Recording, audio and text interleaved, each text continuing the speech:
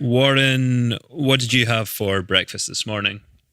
Oh, you testing the levels? Yeah. Shit, I didn't eat shit. I went straight to the gym. Cool. You still testing the level? I just wanted to make sure. Yeah. No, it's all good. Shut. Internets, what's good? I'm Reggie Ossé, and this is a Mogul Cameo featuring the original regulator himself, Mr. Warren G. Okay, so if this is the first cameo you've heard, here's the background. When we made Mogul, we gathered hundreds of hours of audio, and there just wasn't enough room for all of it in the show. I mean, these cameos are a place for all of the dope shit we didn't manage to fit into the series. And in the case of Warren G, there was a lot of stuff we wanted to include, because this guy's one hell of a storyteller. There was this moment at the end of Warren's interview that we felt was really insightful, but for structural reasons, we just couldn't include it. I'm going to share it with you right now, and it's about a time when Chris Lighty went above and beyond the call of duty to help one of his clients. Here he is telling it to my producer, Matt Nelson. One thing I can say again about Chris is that outside of the music, he was a solid cat. I had a situation in New York where I had a sister, one of my sisters. She was on crack, but I pretty much took her off the street, on the West Coast, so I had her maneuvering with me everywhere I went so I could keep an eye on her.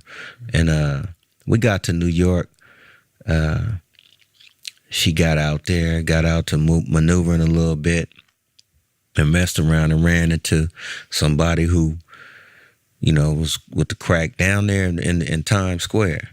You know what I'm saying? So, she went missing, for some days. So I was scared to death. My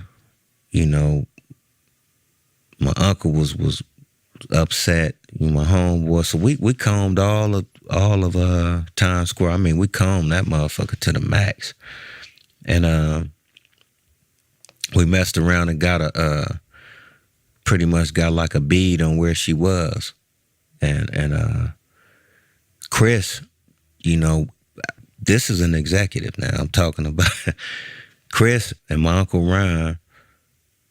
They went into a mode I ain't never seen before, just to go get my sister. And this didn't have nothing to do with no music, no record company shit, none of that. This was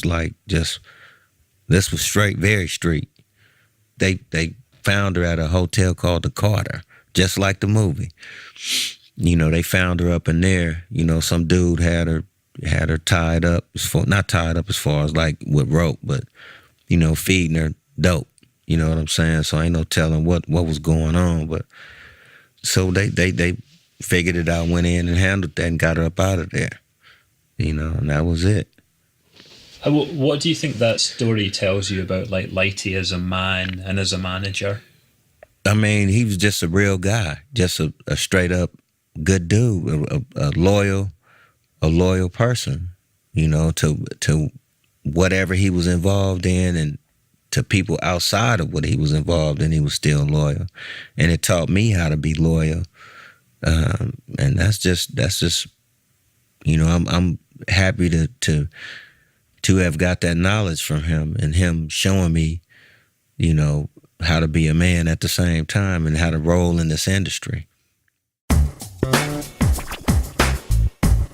The next full episode of Mogul drops on Friday. If you like what we're doing here, leave us a rating and a review and subscribe to us on Apple Podcasts. It's a great way to help others find out about the show.